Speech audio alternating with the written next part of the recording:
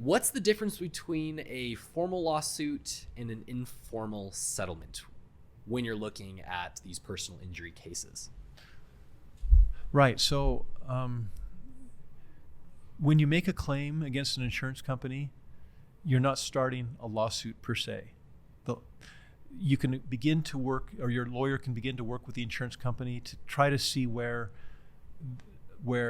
the company's coming from. And for example, if you've got, and this may be a little complicated, so I'll try to keep it real simple.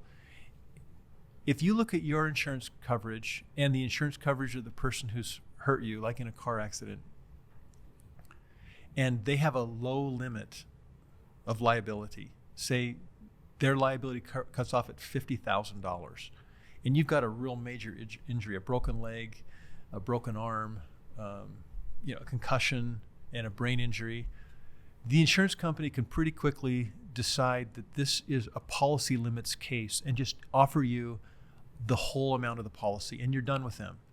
And so in that type of case, you may not even need an attorney if it's a really serious injury and a fairly low policy limit, it's called, right?